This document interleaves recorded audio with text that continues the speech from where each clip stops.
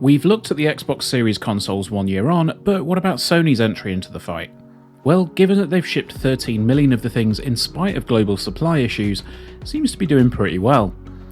Let's take a look at the good and bad of the PS5 and determine whether it's worth busting a gut to try and get hold of one before Santa drops down your chimney this year. PlayStation 5, things that we love. Number 1, the controller. I said at the time that the DualSense could be a literal game changer for some titles, and it's proven to be so. Games like Deathloop, Call of Duty and Returnal are fantastic examples of what it can do with its haptics and adaptive triggers, bringing another layer of immersion into the game, with the triggers feeling like actual weapon triggers at times. Astro's Playroom still ranks as probably the most impressive example of the tech, however, essentially being a demo for the controller built into every system. If you've got hold of one and not played it yet, sort yourself out and jump on it right now. Number 2, the speed. We know it's pretty much standard by now, but honestly the PS5 is the slickest console I think we've ever put our hands on. While both consoles utilise NVMe drives inside them, the PS5's interface and general operations still feels like the smoothest one available right now. Loading into a game often takes single-digit seconds, and fast-travelling games designed around the architecture is literally a case of blink and you miss it. Makes going back to the days of the PS4 and its stock spinning hard drive feel archaic in comparison, and it bodes really well for the future. Number 3, the exclusives. As with the start of every new generation, the cries of no games rang out for a few months with the PS5. The system launched with Miles Morales and Sackboy's Big Adventure, which also landed on the PS4, but it did bring us Astro's Playroom and the stunning Demon's Souls remake. Additionally, in the year that's followed, we've had the likes of Ratchet & Clank and Returnal staking a claim for their own spots on many Game of the Year lists, alongside the timed exclusive Deathloop from Bethesda, which ironically makes it a Microsoft-owned title that's only appearing on Sony's console. 2021 is weird. Number 4, the UI. The UI of the PS5 keeps some of the good things from the PS4's interface and meshes it with some new ideas to create something that genuinely feels uniquely next-gen. Combined with the speed I mentioned before, and it's a breeze to get around the system. Things appear in the places you expect them to, and getting around your stuff is pretty straightforward. It's not perfect by any stretch, as has been shown by a few incremental updates since launch, but by and large it's a very polished interface that does exactly what you need it to. Number 5, the open approach to storage upgrades. This one will probably split people down the middle, but the PS5's approach to upgrading the storage is one that I really appreciate. Yes, PCIe Gen 4 drives are expensive, but I recently grabbed a 1TB Western Digital model that runs superbly with the PS5 for under 150 quid. Compared to the competition's £200 model of the same capacity, the price of NVMe drives is only going to drop as time goes on. While we would certainly appreciate a list of approved drives or maybe a works with PS5 sticker on a few store shelves to help consumers choose, it's definitely a more open market, and as we all know, choice is a good thing. PS5, things that we don't love so much.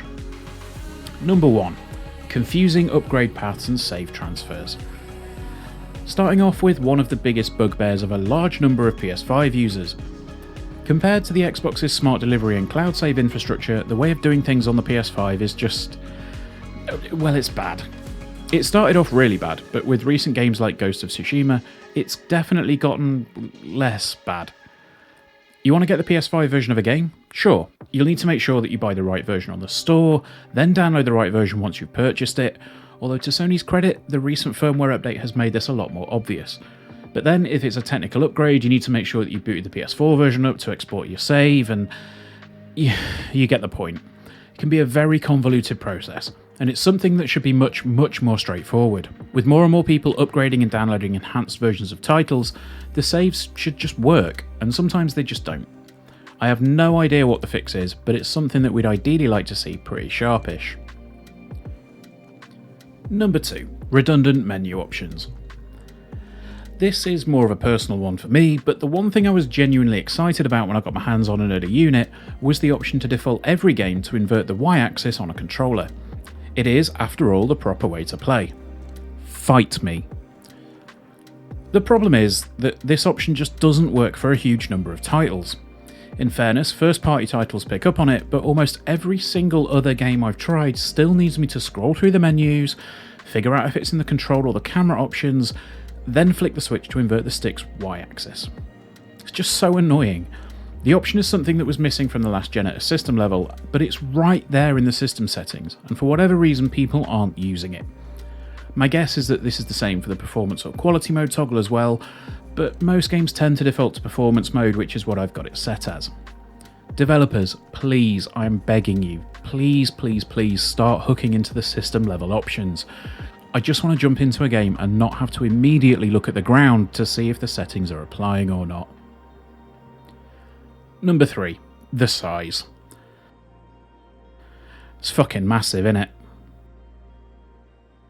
Number 4, no VRR or 8K. I mentioned this in the Xbox Series console video, but variable refresh rate is a game-changing piece of tech that helps to smooth out issues with games that suffer from frame drops. As someone who appreciates a smooth frame rate, watching as a game drops from a solid 60 to the low 50s or high 40s, it's something that ideally needs to get implemented sooner rather than later. Recent examples include things like Far Cry 6, or Deathloop maybe, or Guardians of the Galaxy, but it really needs to be implemented. Please, just get the toggle turned on, guys. As for 8K, something that doesn't impact me in the slightest at this time, and it won't for a few years because TVs are really expensive, but it's literally on the box, and it can't be done. Come on guys, get it sorted.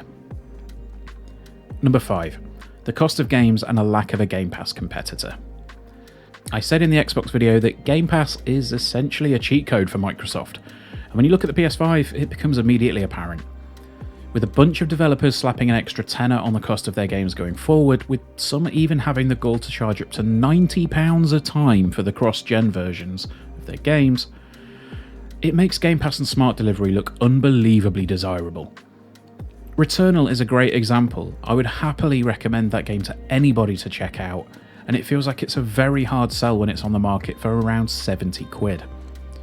We appreciate that we get a lot of games for coverage for the site, but when you consider the real world, an already expensive hobby suddenly looks much more so, particularly if you want to stay current with the zeitgeist and getting stuff on day one. So there we have it, things we love and things that we don't love about the PS5. Is there anything that we've missed? Please let us know down below in the comments, hit the like button and get subscribed for some more content coming very soon. Alright, take care guys, bye bye.